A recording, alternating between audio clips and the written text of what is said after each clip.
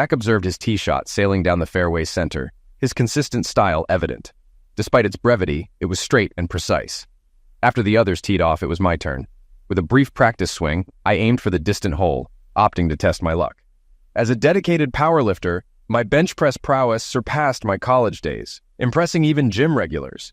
Equipped with a new graphite driver, I struck the ball perfectly, leaving Jack astonished. "Eric, that's a monstrous 350-yard drive. We're looking at an eagle opportunity," Jack exclaimed, stunned. With only 2 eagles under my belt, I felt confident. As we advanced, Jack's game lagged, interrupted by a troubling message on his phone. Recognizing Jack's hearing difficulty, I informed him of the text, which drained color from his face. Urgently, he requested to return to the office, withholding details. As Jack's subordinate at Whitman Enterprises, a family-run pump manufacturing business, I held a significant role, overseeing production as the vice president. Allison, Jack's daughter, worked with me in sales. With rumors swirling about a Swiss buyout, I assumed that was the reason for Jack's urgency. After driving him to the office, I headed home. While stopped at a light on a historic cobblestone street, I witnessed an elderly woman stumble and fall. Reacting quickly, I parked, rushed to her side, and lifted her gently, noticing her injuries and comforting her as she cried. "I'm here to help," I assured her, promising to take her to the hospital. She confirmed her pain was mainly in her arms and hands, suspecting a broken arm. Seeing her distress broke my heart, bringing tears to my eyes. Offering reassurance, I suggested getting her more eggs and assisting her into the truck for a hospital visit. But her inability to afford health care made her decline, leaving me feeling awful. Despite her plight, her beauty and vulnerability were evident, reminding me of my own mother. Determined to assist, I insisted on taking her, promising to sort out the financial aspect through my wife's connections at the hospital. Helping her into the truck, I gathered her groceries, learning her name was Samantha Groves, a widow. Upon reaching the emergency room, I stopped, ready to ensure she received care. While my wife Cindy was on duty, I escorted Samantha inside the hospital. Alerting Kirsten at the desk, I assured her I'd handle the expenses. Kirsten promptly assisted Samantha to a bed, while Rachel tended to her injuries until the doctor arrived. Though they tried to usher me out, Samantha insisted I stay. Offering to help her call someone, I retrieved her phone from her purse in the car. Realizing she was out of minutes, I lent her my Android. Guiding her through its use, she tearfully contacted someone named Cecilia for assistance. Concerned about Cindy's absence, I inquired with Rachel, who explained she had left for lunch unexpectedly. Confused by the timing, I returned to Samantha, comforting her as we awaited Cindy's return. "Who did you call?" I inquired. "My granddaughter," she replied. "She's in college and will be here soon. Then you can leave." "Nonsense," I assured her. "I'm off work now. You'll have a new friend today. You'll recover soon with a cast on your arm." Samantha giggled and hugged me gratefully. As we spoke, a voice interrupted, inquiring about her new companion. It was Cecilia, Samantha's granddaughter, who praised my assistance. Samantha credited me as a good Samaritan who came to her aid, introducing me as Eric Hollister. Expressing my frustration at the delayed medical attention, I demanded action from Rachel, who hesitated. Fed up, I instructed her to call Olivia, my daughter, who worked as an intern and could provide the necessary care. Reflecting on Cindy's absence with Dr. Pierce, I felt a surge of anger and confusion. Our first date happened around 6 months after we met. Cindy and I became lab partners in biology class, where I was struck by her beauty. Tall, with dark hair, fair skin, and the bluest eyes. After lab, I invited her for coffee, then mustered the courage to ask her out. Our initial dates were simple, dinner and a movie, but I was just 19. 6 months into dating, I encountered Cindy with another guy, George Cooper, at a restaurant. Feeling betrayed, I left without a word, packing her belongings and avoiding her for days despite her attempts to reach out. Even at school, I dodged her, seeking refuge with my professor. When she waited for me outside class, I maneuvered to avoid her again. However, on Saturday morning, I found her asleep outside my door, stirring a mix of emotions within me. I strode down the hall, unintentionally alerting her. She chased after me, embracing me from behind, demanding answers. "Why the avoidance?" she cried, questioning if I had found someone else. "No," I replied, suggesting she reach out to Cooper, knowing he might have job openings. She was incredulous, explaining their platonic relationship. Misunderstanding, I accused her of inappropriate behavior, leading to a heated exchange. Hurt, she walked away in tears. Days passed before we crossed paths again. Despite my jealousy, I stood my ground. When she knocked on my door later, I hesitated but eventually relented, allowing her in to talk. She stood silently, avoiding my gaze. "I'm sorry, Eric. I didn't realize it would upset you." "It won't happen again," she apologized. I questioned her about the lunch date, expressing my belief that such interactions could lead to trouble. She defended it as innocent, citing their long-standing friendship. I emphasized the importance of communication in our relationship, stating my rule against one-on-one lunches with the opposite lovemaking. Accepting her apology, I walked away, prompting her to chase after me in disbelief. I admitted to my jealousy, unsure if our values aligned. Frustrated, she pleaded with me, questioning the significance of our bond. Reflecting on her words, I paused, contemplating our relationship's future. "I think that's too much. I'm still upset, but let's try to work through it. We need to communicate if we're having dinner with someone else," I stated. Over time, our relationship improved, but senior year brought new challenges. Campus life didn't suit me. I focused on academics and had few friends, including Patrick Kelly, who persuaded me to attend a soccer game. We sat in prime seats courtesy of Patrick's dad. After the game, I spotted Cindy in the student section, unaware she'd be there. As I approached, I saw her with George Cooper, laughing and holding hands. Stunned, I walked away, ignoring her calls and leaving Patrick behind. She caught up to me in the parking lot, grasping my arm desperately. "Eric, please listen," she pleaded. "I don't care, Cindy. Let go," I interjected, determined to avoid her explanations. Tears welled in her eyes as she reluctantly released me. Ignoring her protests, I walked away, leaving her behind in tears. Despite her incessant calls and camping outside my apartment, I remained resolute, seeking refuge with Patrick. During Christmas break, I avoided her visits, instructing my parents to do the same. Transferring schools and relocating to Austin, I distanced myself from Cindy, only hearing of her through friends. Months later, her father appeared at my workplace, prompting my return to Central Texas. As I approached my car and saw him standing there, I hesitated before deciding to face the inevitable. He acknowledged that he was the last person I wanted to see, but pleaded with me as a father, expressing concern for his daughter's well-being. He admitted her mistakes and her deep affection for me, urging me to consider talking to her to help her move on. Feeling sympathy for him, especially since he had been my baseball coach in 6th grade, I agreed to listen. I expressed my frustration with Cindy's actions and my confusion about how to proceed. He understood and simply asked me to hear her out. Grateful, he thanked me, but I insisted that I owed him for coaching me. I agreed to meet with Cindy, setting a time for Friday morning. We dined at Cheddar's, where I paid for her meal, though I dreaded the conversation I knew would follow. Despite my reluctance, she praised George, prompting me to question the nature of our date. Seeing them together at Chili's confirmed my suspicions. She insisted they were just friends, hoping we could all get along. Refusing to accept this, I ended our relationship, recalling my warning about being alone with him again. Frustrated, she defended George's character, sparking an argument. Fed up, I abruptly left, tossing money on the table. Unaware she was following, I reached my car and locked the door, signaling the end of our encounter. She attempted to open the car door, but I ignored her and started the engine. She rushed over and opened my door, questioning if I would abandon her.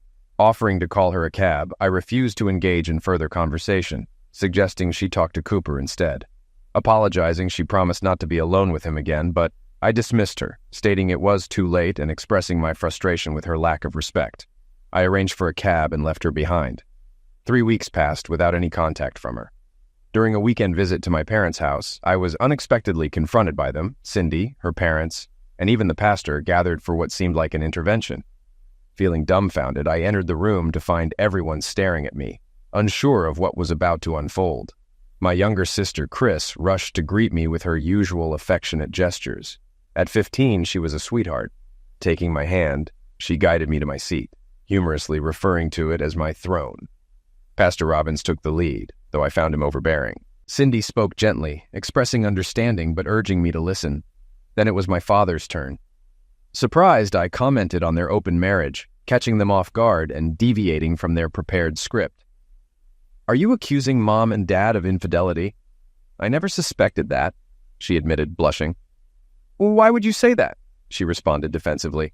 "There's no need to be rude. Your father didn't mean that. We all have friends of the opposite lovemaking." "It's normal," she clarified. "Okay, thanks for the clarification. Can I speak now?" I inquired. They all nodded in agreement. "All right, this has been enlightening," I remarked. I appreciate you all being here to explain things to me. I realize now how unreasonable I've been. I just need some time alone to think. You can wait here. I'll return in about 10 minutes, I stated. As I stood up, Cindy approached and kissed my cheek while Chris looked on cheerfully. I ascended the stairs to my bedroom, Chris following behind with my suitcase and computer. Outside, she asked, "You're not coming back, are you?" "No, sweetheart," I confirmed, hugging her. "I love you, but I'm done with this situation. Call me and I'll pick you up. We'll go somewhere, just the two of us." "All right, Eric," she said, kissing me. "I love you too. I'm sorry they embarrassed you." "It's not your fault, honey," I reassured her. "I'll catch you later." Giving her one last squeeze, I backed out of the driveway, rolling down the window. "Take a walk, sweetheart," I suggested. "Give me some space to clear my head." She nodded and strolled down the street. 20 minutes later, the phone rang. It was Mom. "Hey, Mom," I answered. "Where are you? Is Chris with you?" she inquired. "She's out for a walk," I replied. "I'm just passing through Hillsborough." She paused for a moment. "But you said you'd be back soon," she reminded me. "Well, I've decided otherwise," I stated. "Feel free to carry on without me." "Oh, Mom. From now on, only Chris can contact me. No letters, visits, or psychic messages about my unreasonableness," I declared. "Goodbye, Mom." "Eric, wait," she pleaded. "I love you, dear. Please forgive me. I only want what's best for you. Let's talk." "I think I'm quite capable of deciding what's best for myself," I retorted. "Goodbye, Mom. Perhaps you can chat with one of your male friends," I added before ending the call. A minute later, another call came in, but I ignored it. Over the next 5 minutes, I received 5 more calls, all unanswered. The 6th was from Chris. "Hey, kitten." "What's up?" I asked. "They made me call you, Eric," she explained. Hearing noise in the background, I interrupted. "You should be ashamed." Maybe my family would be better off marrying Cindy. They all seem to share her sense of reason. Over the next 3 days, my desk overflowed with messages from my secretary, filled with voicemails, emails, and notes. Cindy's family, my parents, and Cindy herself bombarded me with calls, all expressing various levels of anger and desperation. Despite the initial silence from my dad and my mom's tearful apologies, Cindy persisted in pleading for another chance, promising to change and avoid situations that made me uncomfortable. However, I adhere strictly to my personal code, avoiding spending time alone with female friends while in a relationship, as it can lead to complications. Certainly, I attended business and social events involving women other than Cindy, but I refrained from taking them out for meals or embracing them. If they had partners, we socialized together. If not, we didn't socialize. Why risk putting oneself in a compromising situation? My father instilled this principle in me from a young age. You date with the intention to marry, being mindful of who you spend time alone with and who you enter into relationships with. It's a conscious decision. Excuses like, "I didn't mean for it to happen," make me nauseous. I consciously chose to be faithful to one woman, and my partner made the same choice. If I seem rigid, so be it. Over the next week, I went on a few enjoyable dates, feeling relieved when Cindy wasn't around. It was freeing not to wonder about her whereabouts or lunch companions. Returning to McKinney, I stayed at a hotel and planned a weekend outing with Chris to Six Flags. As I pulled up, Chris urged me to hurry, but Mom unexpectedly dashed from the sidewalk and leaped onto the car's hood, halting my departure. Reluctantly, I rolled down the window, asking what she wanted. She implored me not to leave until she spoke. Tearfully, she apologized, expressing deep love and pleading for forgiveness. Touched, I suggested we spend the following Saturday together. Excitedly, Mom agreed, eager for a trip to IKEA and outlet stores, her smile radiating happiness. Chris, less enthused about IKEA but excited for the outlet stores, chimed in eagerly. We had a blast at Six Flags, eagerly anticipating the next weekend. Work went smoothly that week. I was adjusting to the challenges at the foundry, receiving encouragement from Jack. During the same week, I met his daughter, Allison. Arriving in McKinney, Mom and Chris hopped into the car, brimming with joy. Mom began to apologize, but I interrupted, suggesting we hit the shops. Treating them to clothes, I jokingly warned Mom against buying low-quality furniture. We enjoyed burgers, making it a good day. Despite my warning, I ended up bringing home some cheap furniture. Just lamps. I teased Mom about assembling them herself due to the confusing instructions. On Monday, after stopping for a beer, I found Cindy unexpectedly sitting on my apartment stairs. Annoyed, I decided not to let her drive me away from my home. Wondering why she was there midweek, I recalled she was in her final year of becoming a physician's assistant. "Can we talk?" she asked. "What's on your mind, Cindy?" I inquired. "I want to make things right," she stated. I couldn't help but smile. "I appreciate the clarity," I replied, resigned to address the issue. Opening the door, I motioned for her to enter. As I sat on the couch, she positioned a chair in front of me. "I'm asking for another chance," she pleaded. "That's not an option," I responded firmly. "Why does everyone else get one?" she questioned. "Others regretted their actions and apologized," I explained. "Me too," she admitted. "I've said sorry countless times, Eric." "You knew how I felt," I countered. "I expressed it clearly." "I was foolish," she admitted. "Your stance seemed too extreme to be sincere." Frustrated, I exclaimed, "The word unreasonable disgusts me. Maybe I am, and I'm content with that. If you're not, there's the door. I don't see it as unreasonable to expect my partner not to dine alone with other men or attend games with them. It's just common sense to me. If that's considered unreasonable, then that's who I am," I stated firmly. "I get it now," she replied. "How can I make things right? What can I do to reconcile?" Cindy appeared unwell, her vibrant hair lacking its usual luster and her face showing signs of fatigue. She seemed on the verge of tears. "If you start crying, I'll ask you to leave," I warned her. After composing herself, she spoke. "Eric, I'm deeply sorry. I never intended for this to happen. I didn't go to the game with him. I went with my girlfriends, and he happened to be there. We were all chatting, and he offered me a ride back to my dorm. That's all." "I believe you," I assured her. "Then why won't you talk to me?" she asked, puzzled. "I'm willing to discuss anything except us," I clarified. "I thought you didn't want to talk about anything else," she whimpered. "I want to talk about us," she pleaded. "You went with him in the car, so why is this such a big issue?" I challenged her. "My friends don't ride alone with men. I understand it's work-related, and I'm not unreasonable about it. I thought I made that clear. I avoid being alone with other women, just as I expect you not to be alone with other men. You seem to be following the wrong manual, Cindy. It was just a trip," she defended. "How did you get to the game?" I inquired. "I went with Julia," she admitted. "Then why not stick with Julia?" I pressed. She paused, then replied, "I don't know." "Exactly," I pointed out. "He separated you from the group, left you alone. That's how it begins. You allowed it. You knew I wouldn't approve if you thought about it. That's the problem," I stated. "I've made mistakes, but I can learn from them," she conceded. "Eric, I see what you're getting at now. I hadn't realized. Do guys really do that?" "How did we even get together?" she questioned. "You accepted my offer for a snack after lab," she reminded me. "Who else was there?" I probed. "Julia and Robin," she answered. "You've isolated me, haven't you?" I pointed out. "That's exactly it. That's how it starts. I had you alone, just us. That's how it begins. That's what Cooper wanted. I played right into his hands, didn't I?" she acknowledged. "Yes, Cindy, you did. I can't accept that. I can't always monitor to ensure you don't end up alone with another man. It's your responsibility, and you're not handling it well." "I'm really sorry," she admitted. "I didn't grasp the situation before. It all makes sense now. He's been calling me incessantly. Eric, if you give me another chance, I promise this won't happen again." "I did give you another chance," I reminded her, "and you blew it." "Yes, but I didn't understand then," she insisted. "I couldn't comprehend why you reacted that way. But I do now. I won't let it happen again." "All right, let's say I believe you. What's next?" I inquired. "Would you go out with me on Friday?" she asked, avoiding eye contact. "Okay, what time?" I responded, still skeptical. My doubts persisted until I overheard a conversation by chance. Heading home from work, I stopped by the grocery store for a few bottles of wine. The wine section's tall racks obscured my view. As I turned, I spotted a couple of guys on the adjacent aisle, one of them being George Cooper.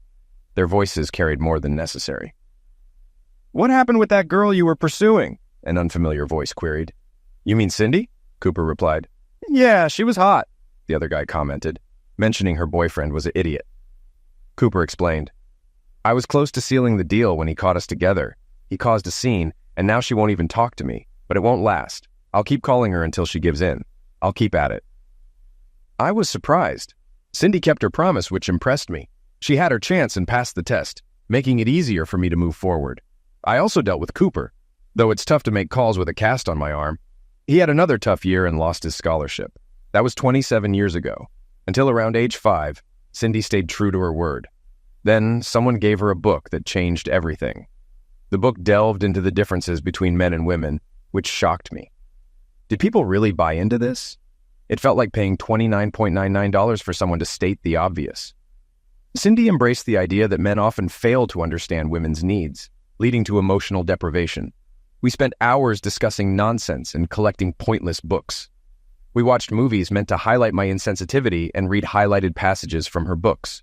The obsession grew, all centered on the idea that women need emotional fulfillment, which their husbands supposedly can't provide. Cindy believed this was the key to true happiness and had been striving for it for 5 years.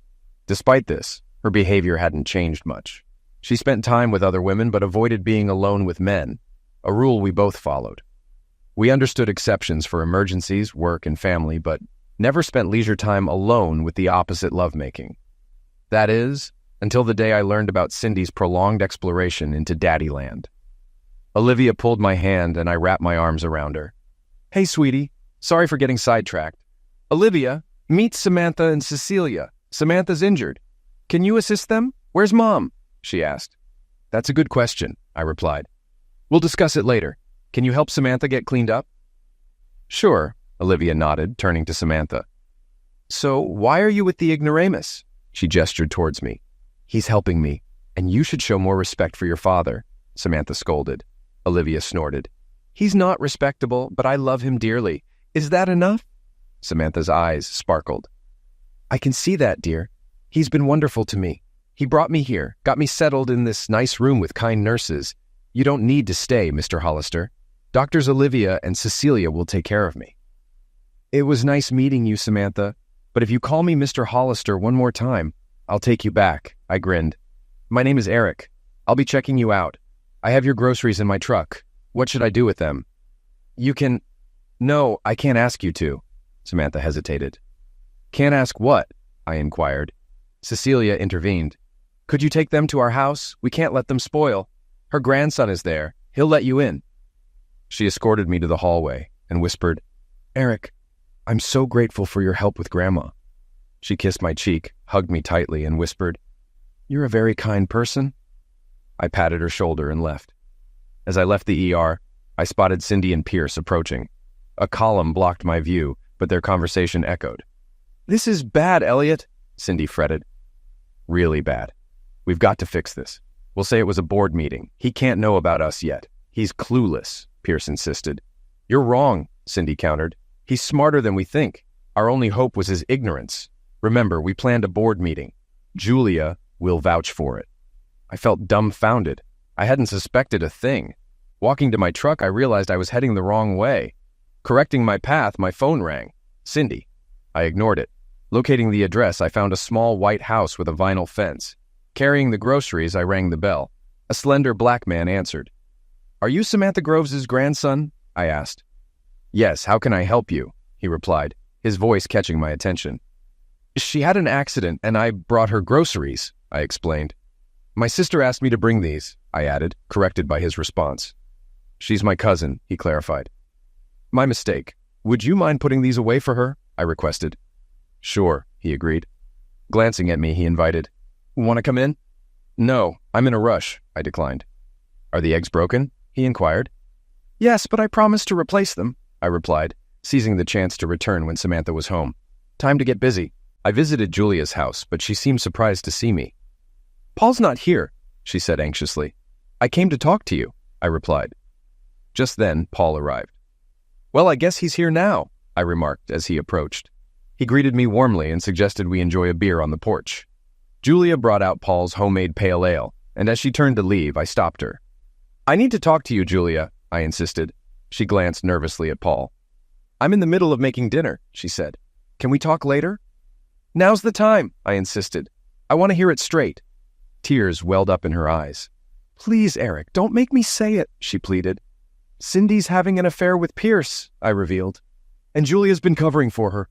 Paul was furious, but it was unclear if it was directed at me or Julia. "What's happening here?" he demanded. "Julia, is this true?" "I won't cover for her," Julia sobbed. "I'm so sorry, Eric. I wanted to tell you, but I didn't know how. I didn't want you to get hurt." I hugged her, reassuring her it wasn't her fault.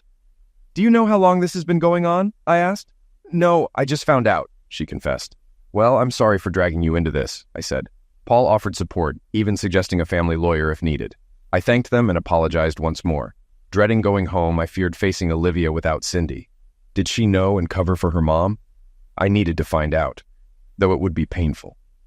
I called ahead for dinner and we ate together, discussing Samantha's accident. Despite my turmoil, I held Olivia close, tears flowing. Concerned, she asked what was wrong. Reassuring her, I asked if she knew about her mom. Tearfully, she confessed her suspicions, unable to prove anything. We pledged to confront Cindy together, ready for whatever came next. Olivia's unwavering support gave me strength, reassuring me that we'd face this challenge together. She embraced me tightly, declaring her loyalty. The idea of her mother's deceit pained her deeply, fueling her anger. I shared her sentiment, but urged restraint. We laughed at the suggestion to change the locks, knowing it might not be permanent. Olivia insisted on facing the situation together, emphasizing her stake in the family. We decided to wait at home until Cindy arrived, comforting each other through tears. Despite the turmoil, having Olivia by my side gave me strength. We adjusted to our new reality and waited, finding solace in each other's company. As we watched a movie, we noticed Cindy's car approaching, signaling the start of a new chapter in our lives. She appeared visibly nervous upon entering the house and seeing us together. Olivia remained beside me, her arms wrapped around my neck. Cindy attempted to brush off the tension, acknowledging our wait. As she moved to kiss Olivia, she was met with a firm refusal. Olivia's words cut through the tension, exposing the truth. Cindy then requested a private conversation, but I declined, insisting we were fine where we were. Seating herself across from us, Cindy mustered the courage to confess her relationship with Elliot Pierce. She stressed that it was separate from our marriage and assured me it wouldn't affect us. Despite her explanation, I felt the weight of her words sinking in. Olivia chuckled. Yeah, right. Let's be real, Mom. Olivia, this doesn't involve you, Cindy asserted. It's about your father and me. So when are you planning to move in? I questioned Cindy. What are you talking about? She replied. I'm not moving out. Why would I? Because we'll need a new place to live after the divorce, I explained. Olivia and I will find another home. Divorce! Cindy exclaimed. We're not getting divorced. I don't want that. Your disregard for us led to this, I stated firmly. What have I done to make you think I'd agree to this? No, we're divorcing, Cindy. It's going to be messy, and afterward, you'll face the consequences. Why are you being like this? Can't you understand my needs? She protested. It doesn't have to ruin us. I love you and want to be together forever. Well, too bad life doesn't always go your way, I remarked. I wanted a faithful wife, not one cozying up to that idiot Pierce. Did anyone bother to check if I wanted to play second fiddle to him? I don't recall that conversation, Eric. I feel like being promiscuous. Hope you don't mind, I continued sarcastically. When was that discussion? Livy, did you hear that? No, I didn't, Livy replied. Did you actually say you wanted to be promiscuous to Dad? Mom, this is absurd. Cindy stood up. Clearly, neither of you are acting mature. When you grow up, we can talk. If you're just going to hurl insults, we might as well not talk at all, okay? I don't care to hear from promiscuous people anyway, Olivia retorted. So when are you leaving, Mom? I've always thought Dad would be better off alone. He's great. I'm not leaving, Cindy shouted. Stop saying that. Oh, you're definitely leaving, I declared. Maybe to hell, I hope. Maybe they have vacancies. My prediction? You'll be gone in a week. You act like a virtuous, loving man, but you're not. Now that we see you for who you really are, you can't stand to be around us. You're just rotten, Cindy. You have no moral compass. We all see it now. I'm going to tell everyone, our friends, family, colleagues, everyone, and I'll enjoy it. How long do you think you can endure that? You won't spill the beans, she insisted. It'd just be too awkward for you. You need time to adjust to the idea that you'll be thrilled. You won't be injured at all. I swear. I love you, Eric, and I'll do anything to keep you happy. Olivia burst into laughter. You're completely clueless, aren't you? You're wreaking havoc on our family, your husband, and your marriage. No, you'll only make him miserable. His happiness is now my mission. I couldn't help but express my gratitude by hugging her tightly. I had to let off some steam. Cindy, remember George Cooper? Her face went pale. It's George Cooper, the permanent one. Good luck with your future. You might even run into him again. Seems you're not too choosy about your bedfellows. You idiot, she retorted. How dare you bring that up? It's not like that at all. and you're the only man I've ever been with. I didn't sleep with Elliot." Olivia and I exchanged looks. I was taken aback. Did I believe her? Did it even matter? I decided it didn't. "So, what's holding you back?" I inquired. "Yes," she replied. "I need you to accept it. Elliot and I have discussed it. If you truly love me, you'll be happy for me finding such emotional solace. He doesn't mind that I love you and wouldn't leave you. It just fulfills my emotional needs." Olivia was beside herself. "Oh my God," she gasped. She couldn't stop laughing. "Mom, I never knew you were like this. Where did you get this nonsense? Did that awful creep Elliot put it in your head? God, I hope I didn't inherit any of your genes." Cindy blushed, and I thought she might explode with anger. "Olivia, go to your room," she ordered. "I won't tolerate your disrespect." "Are you serious?" Olivia retorted. "I'm 25, a grown woman. You can't send me to my room. I pay my house payment quarterly, just like you. I have my own wing. Why don't you go to yours?" "Oh, wait, that's Daddy's room. Maybe you'll stay in a guest bedroom until the divorce." "I despise cheaters, and you're one of them. I hope that idiot was worth it. You know he troubled every woman in the hospital, including your daughter." "That's a lie," Cindy shouted. "He loves me. You're just trying to hurt me. Why are you both such idiots? Don't you want me to be happy?" "I need to address this before it escalates," I said. "Cindy, you're only making things worse. Stop talking. I want you to find happiness, even if it means leaving. You need to let go of having it all. You've crossed a line. If being with me was part of your self-fulfillment, you've ruined it. Maybe you can find that with Pierce. He seems hard to satisfy, though. He's about to lose his job. Maybe he'll have some money after the divorce, but I doubt it. I wouldn't be surprised if you lose your job, too. Her father's the AMA president. When they find out what you've done, it could get ugly." "We haven't done anything," she protested. "There's no reason for any of this. You lied to me, tried to get Julia to lie for you, planned to deceive me along with that miserable man, and showed professional dishonesty. None of you were on duty during the emergency you were supposed to cover. I doubt the board would approve. Both of you could lose your license." "We didn't do anything wrong," she began to panic. Their plan seemed to be falling apart. "Besides, I don't believe you weren't enjoying yourself with him," Olivia said. "You lied about everything else." "I didn't have lovemaking with him. I'm not lying," she said. "Why should we believe anything you say?" I asked. "At least you were going to. This is just as bad. You see the problem? We don't believe you. That's what happens when you start lying. Nobody trusts anything you say. Worse, you tried to get Julia to lie for you. I overheard you planning those lies. Cindy, I think you should see if Pierce has any more good ideas." "I'm not going anywhere," she said. "You'll probably change the locks while I'm gone." Olivia and I exchanged a glance, struggling to contain our laughter. Cindy didn't understand our amusement, but she didn't appreciate it. "I don't know what you find funny, but I don't find any humor in this," she muttered. "No, it's an inside joke," I said. "The situation isn't funny. It's pathetic. You're pathetic, Cindy. Now back off." Olivia and I were occupied. She was yelling and crying, but Olivia just raised the TV volume. We ignored her. Finally, she heated up some chicken in the kitchen. Returning, she tried to sit with us on the couch, but we moved to my big chair. Eventually, she gave up. "Fine," she shouted over the TV. "Act like spoiled brats. I'm going to bed." When she reached the bedroom door, she found it locked. Olivia turned off the television briefly. "Your stuff is in the blue room," she said warmly. "That's Daddy's room." She turned up the volume again, and Cindy just stood there watching us. Then she left for the hallway. After she closed the door, I kissed Livy, and we went to bed. In the morning, I left for work before they got up, but nothing was happening there. Jack was in a meeting and left an order for me to take the day off. That was fortunate because I had an appointment with Paul's partner, Jasmine Albright. She was impressive. Tall, slender, with blonde hair and radiating class. She got me sorted quickly.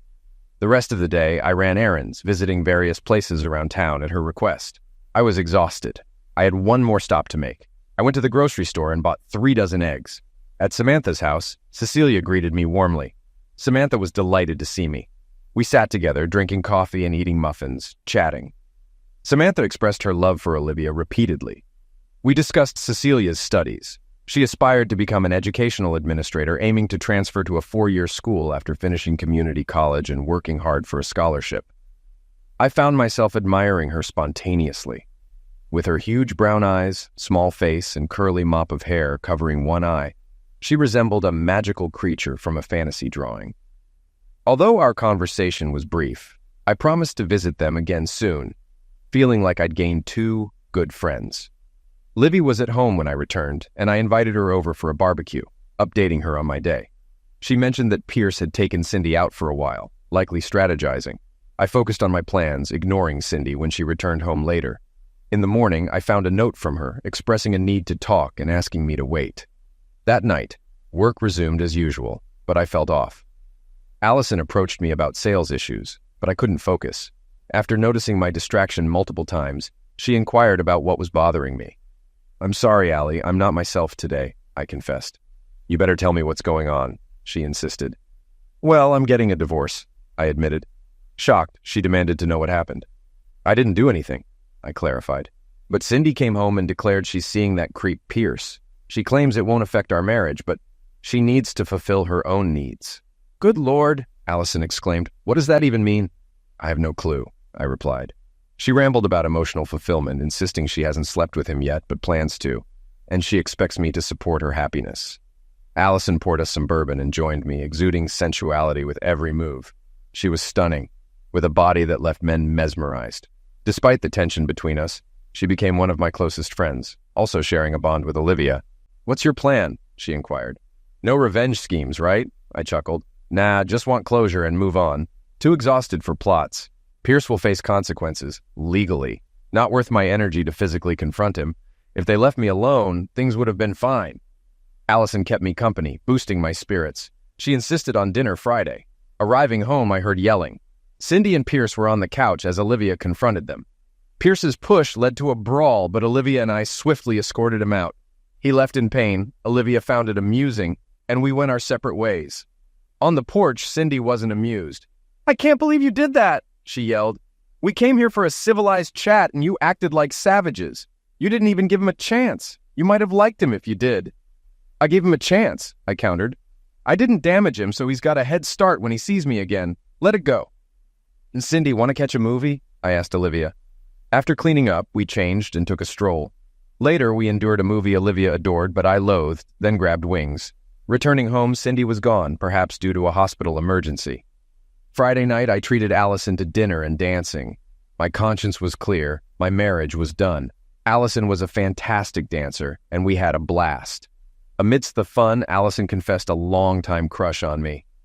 "I've been scared of you since you turned 15, I joked.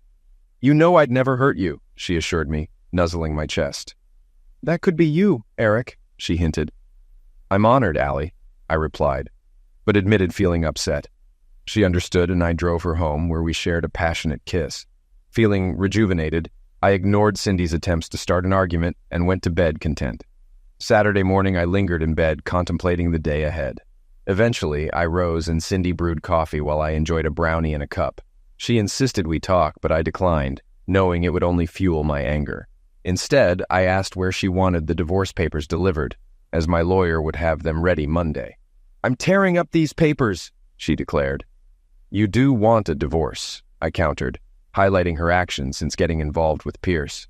She admitted to second thoughts, claiming she didn't anticipate my reaction. "You should have," I retorted. I started mowing the lawn while she observed, and Olivia joined us for a swim later. Afterward, I showered, put on my swim trunks, grabbed some beers, and headed to Olivia's place. We engaged in water fights, sat poolside with beers, and enjoyed some father-daughter time. With Cindy on my mind, I sought distraction by cooking dinner for Cecilia and Samantha upon Cecilia's approval. I showcased my culinary skills, impressing them with a chocolate cake. They felt like old friends, and conversation flowed effortlessly. Cecilia suggested a walk, and as we strolled, she held my hand. Despite her sweetness, memories of walks with Cindy surfaced, saddening me. Cecilia noticed my mood and asked if I was okay. I confided in her about Cindy's affair, expressing disbelief at her justification for it. "Oh my God," Cecilia gasped in response. "I'm sorry, Eric, but she seems foolish. How long have you been married?" she asked. 27 years, I replied, feeling unsure if I'd been blind or if she'd suddenly changed. "I needed to get away from her, and I lashed out at you. I'm sorry," she said. "Nonsense," I reassured her. "You can rely on me anytime. I really like you, Eric. What's your plan?" At this rate, I'm considering divorce, I confessed. She doesn't see anything wrong with her actions, and I can't stay married to that. Me neither. I'm so sorry, Eric, she empathized. It's not just now that it's bothering me, I confessed. Being with you and Samantha makes me feel like there's a normal place in the world where I belong. Thank you, Cecilia. She hugged me tightly, promising support. I'll never forget what you did for Grandma. Just let me know when you've sorted it out, okay? Then I'll have something to tell you. We strolled and chatted for 2 hours, often sitting on benches. Occasionally, Cecilia would nestle close, her small hand in mine. I discovered her mother battled Medicaid dependence, leading to her demise from hepatitis 5 years ago. Since then, Cecilia had lived with Samantha, her mother's pass away, leaving her in Samantha's care. The slim young man I met, Ty, was her cousin, whose mother suffered a similar fate. Ty, as suspected, was gay and frequented Samantha's place despite having his own apartment. Despite Cecilia's charm and wit, my frustration hindered any romantic notions. Returning, Samantha offered coffee, and we conversed before I left. At home, Olivia recounted her date as Cindy joined us. Olivia, however, fell silent, glaring at Cindy. Interested in your daughter's life? You won't be in it for long, Olivia retorted. Perhaps you should go comfort Pierce while we discuss family matters. Enraged, Cindy accused us of selfishness, lamenting her unmet needs. Cindy, you seem focused solely on your own needs, I said. We're going out to dinner. Where? She asked. Just Livy and I replied. You can see Pierce. She screamed as we left. Back home, Livy and I played Trivial Pursuit while Cindy mocked us. On Monday, I went to work as usual. Returning, Cindy had prepared dinner. Despite her efforts, we mostly ignored her. Later, I met Allison at the bar and we played pool. Olivia called, urging me to meet her at the Riverside Hotel, citing urgency without explanation. Allison joined us as we arrived. Across the street, Olivia's dart caught my eye. She ushered Allison into the car and informed us about Cindy's rendezvous with Pierce. We debated the situation. Allison deemed it reckless, while I preferred ignorance. Olivia suggested using the evidence as leverage in the divorce. Eventually, we reached a consensus. Approaching the counter, I inquired about Cindy's room, stating urgency. With the key card in hand, we approached the door, camera ready. Inside, Cindy and Pierce were caught in the act. Cindy protested, blaming me for her actions. Allison greeted Cindy, implying some women prefer weak men, I said. She favors strength, like mine. Cindy erupted, demanding Allison release my hand. We left, and I shut the door. Back in the truck, I felt disoriented. Allison drove, Olivia trailing us to Freddy's. Over drinks, they noticed my silence and offered reassurance. Allison hinted at game-changing news for the next day's meeting with my dad. Stepping out with these two beauties uplifted me. Returning Allison to the bar, I headed home. Olivia awaited me, and we conversed.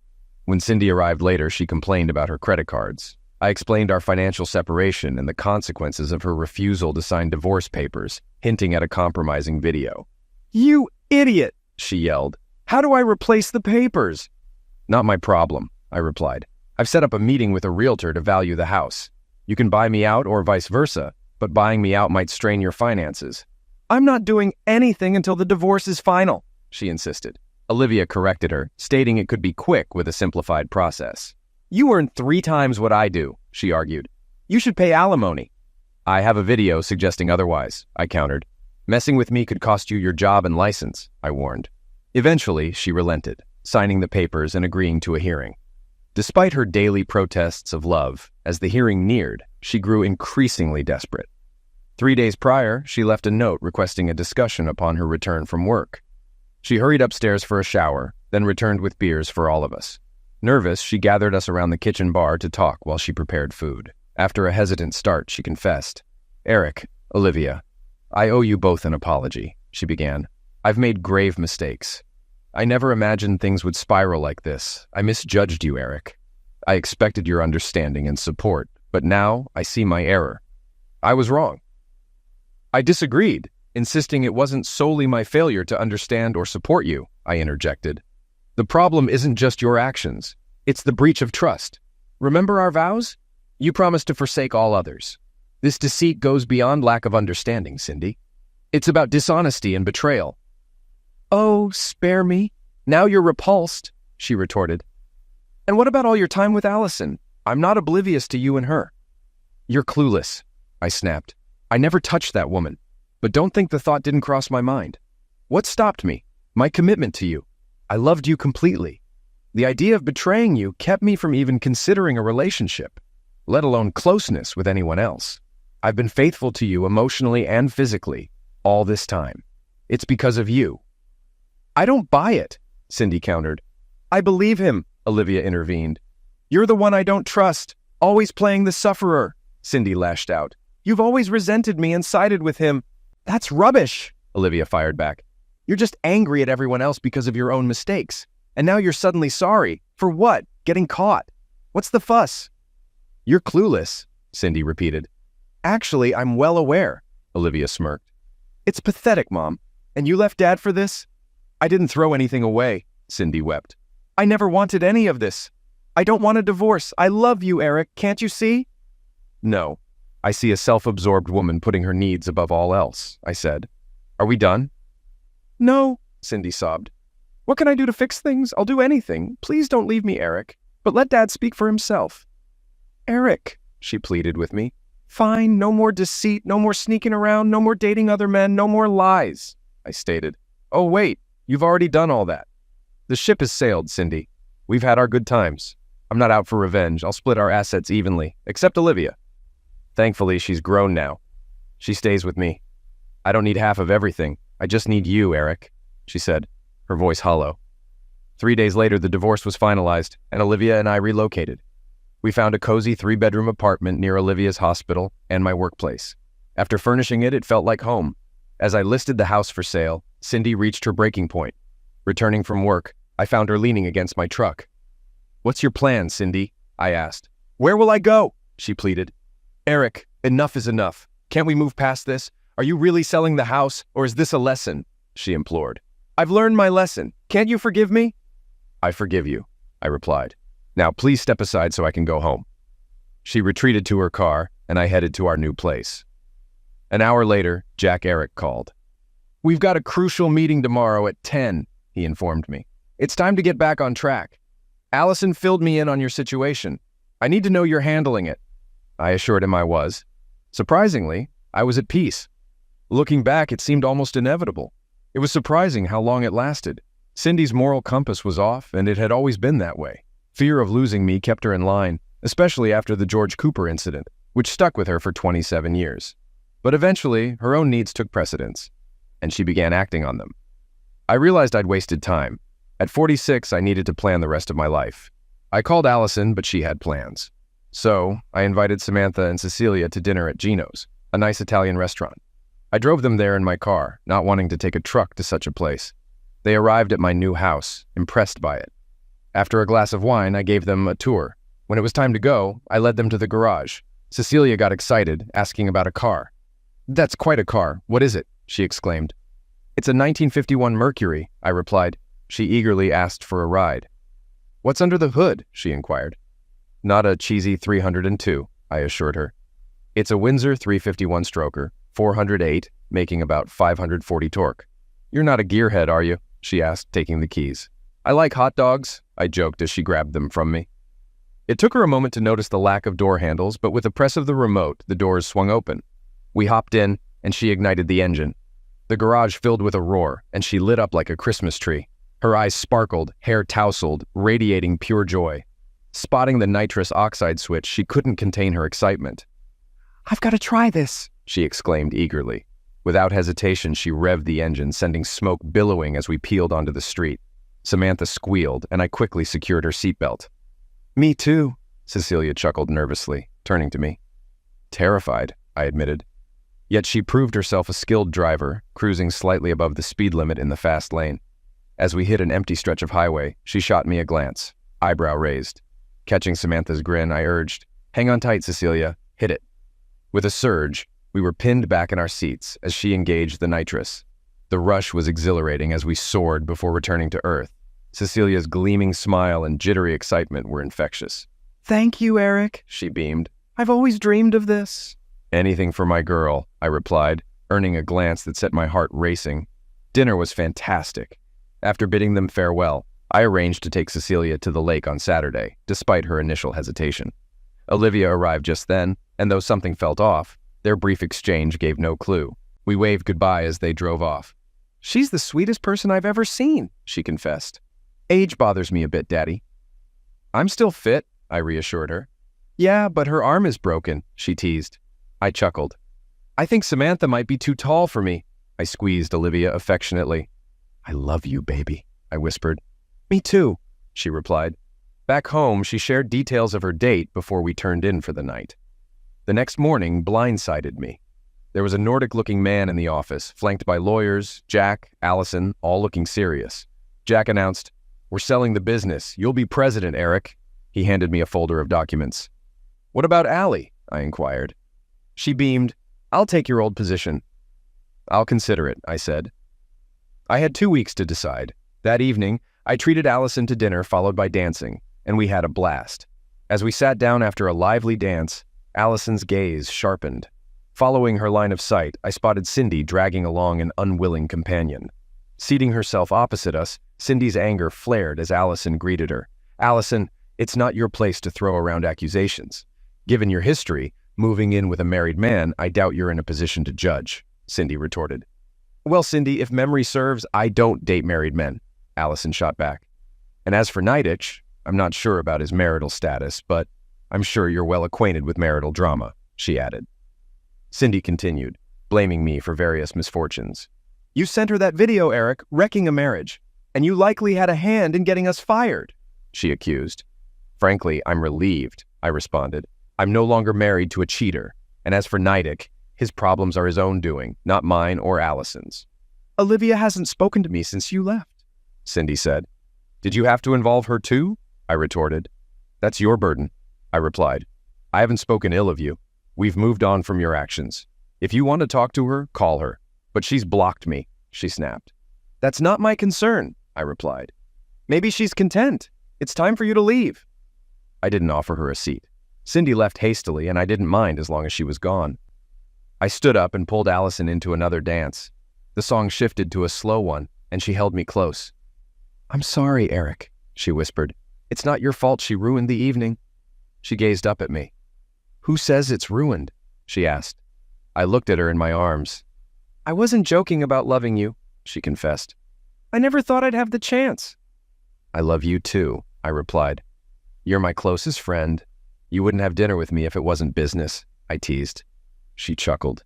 "Yeah, but I wasn't sure about myself with you," I chuckled. "Honestly, I didn't trust you either," I admitted. "I know you, Allison. You'd devour me and leave nothing behind." "You're mistaken," she countered. "I've been searching for someone like you my whole life, but you've set the bar so high it's hard to find someone like you."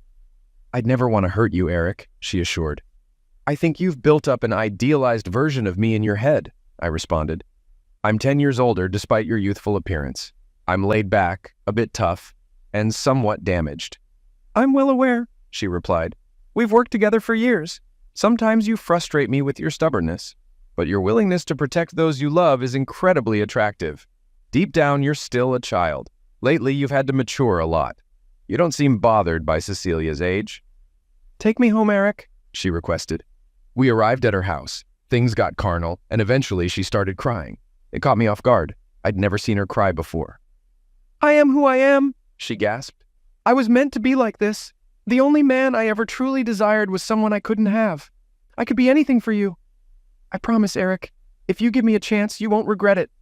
I trust you, baby," I assured her. "I've never seen you damage anyone you care about. I trust you. Let's give it a try, all right? Will you go out with me?" I've forgotten how it's supposed to work. I never imagined I'd need to know again. "I understand," she murmured. "Don't worry. I'll guide you through it. I have a meeting out of town tomorrow afternoon, but I'll be available as soon as I return." I thought I was completely drained, but she proved me wrong at 5:30 in the morning. Afterward, I showered and hurried home to change. Olivia caught me on my way out and asked to talk later that night. "Sure, baby." I kissed her cheek, grabbed my bagel, and left. When Allison arrived at work, she caught me staring and whispered, "Keep that thought. When I return, we'll close the door and, well, you know." I glanced around cautiously. "Marla might overhear," I warned. Thankfully, my assistant wasn't at his desk. After Allison left, work fell into its usual rhythm, and I departed at 4:30, feeling exhausted and eager for a quick nap. As I entered, Olivia had just arrived home. After changing, the doorbell rang, and Cecilia greeted me with a hug as she rushed inside. "Care for a drink?" I offered. Opting for a beer, she joined me on the couch, snuggling close. "Eric, there's something on my mind," she began. "Oh," I thought, life's becoming complicated. Despite enjoying Cecilia's company and appreciating her gratitude for my help, I knew there were hurdles, especially with Allison. I waited for her to continue. "I'm not sure how to say this," she hesitated. "I'm thankful for everything you've done for Grandma and us. I know you like me, Eric, I've noticed, but I don't think it's feasible, and I don't want either of us to get hurt." I hugged her tightly. "I understand," I reassured. "I'm honored by your feelings. I value our friendship deeply and hope it continues. But there's someone special in my life, someone I truly want to be with." "I'm really thrilled about it," she exclaimed. "It simplifies everything. I think I'll be a part of your life for a long time, Eric, and I sort of have someone too." "Anyone familiar?" I inquired. "Kind of," Olivia interjected from the doorway. "Mind if I tag along with you and Cecilia to the lake this Saturday?" I must have appeared bewildered. My eyes darted between them, and Olivia burst into laughter, joining me on the other side. "I had no idea you two clicked like that," I whispered. They both found it amusing. "We're both into guys too," Cecilia disclosed. When we met at the hospital, it was instant connection. Olivia called and asked me out. After 2 dates, I felt like I found my other half. She feels the same way about me. "Don't you love that, Eric?" I embraced them both tightly. "Not in the slightest," I reassured. "The two women I adore also love each other. What's not to love? I'm genuinely happy for both of you. Now I'll have 2 stunning companions with me at the lake this Saturday." "I'm sure there will be 3, Olivia added. "I invited Allison." "I'm surrounded by formidable women," I joked. "Yes, and isn't it wonderful?" my daughter chimed in. "You're going to be very happy." Allison returned home, and I spent Thursday and Friday nights with her, feeling like a zombie at work. Despite Cindy's interference, Olivia was right. I was genuinely happy. Cindy's constant calls and pestering of Olivia ceased after Olivia took matters into her own hands. Olivia informed me that Cindy had relocated to Oklahoma City and was working in private practice, which suited me just fine. After about 3 months, Allison's persistence paid off, and I moved in with her. She was everything I had ever dreamed of. 8 months later, I invited Allison, Olivia, and Cecilia over for dinner on a Friday night, already having made my decision and planned something special. Following dinner, I signaled the waiter, who returned with 4 slices of cake, each topped with a small swan figurine holding a ribbon with a ring attached. "The diamonds seem a little dim to me, with 3 of them surrounding a large square emerald," I remarked. Allison covered her mouth with her hand, her eyes glistening. "Allison, will you marry me?" I asked. "Oh my God, yes," she exclaimed, practically jumping into my lap. I knew the best part of my life was yet to come. On Monday, I played golf with Jack. After making a great shot, he joked about bribing Allison to wear me down. I laughed, telling him I only got better with age. As Jack aimed his tee shot into the trees, I teased him, saying he'd have to kiss his birdie goodbye. He smiled and conceded that I was lucky.